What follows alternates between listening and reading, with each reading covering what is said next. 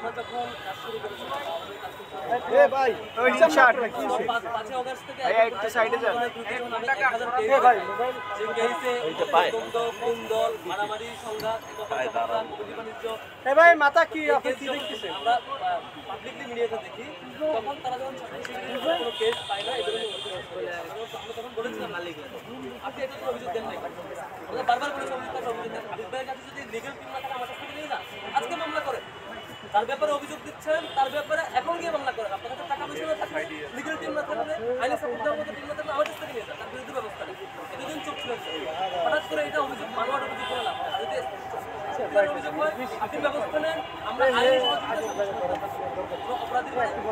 এমন হয় একটু ভাই এখন বেরোন না ওখানে বসে থাকেন এটা তো খারাপ বিষয় দেখাই যাবে ভাই একটু বিচার আপনি ওনারা অন্তর্দ্বন্দ্বে একে অপরকে মন খারাপ করবে ভাই সবাইকে কোনো করতে পারে ভাই একটু তোমরা যদি পিছান ভাই মিলে জামা সে অভিযোগ সত্য হয়তো না আপনি ব্যবস্থা নেন হঠাৎ করে ভাই পিছান সামনে আগে এখান থেকে ভাই ভাই আর দ্বিতীয়ত হচ্ছে ডাকসু আসার পর থেকে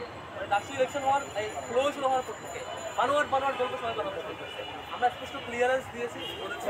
শিবিরের ব্যাপারে যে কোনো প্রস্তাব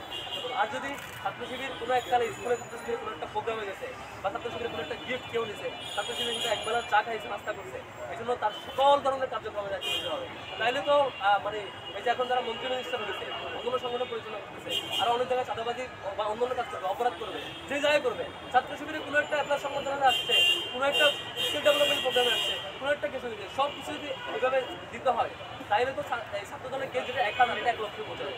যে কেস আমরা 1000 গুণা করি এবং রক্তপাতের হিস্ট্রি বলতেছি 5 তারিখের মধ্যে 1000 ঘটনা এই গত 5 তারিখের মধ্যে এটা 1 লক্ষ বোঝায় সে তারিখে আমাদের সাথে আপনারা নিয়ে যায় থ্যাংক ইউ ধন্যবাদ ভাইয়া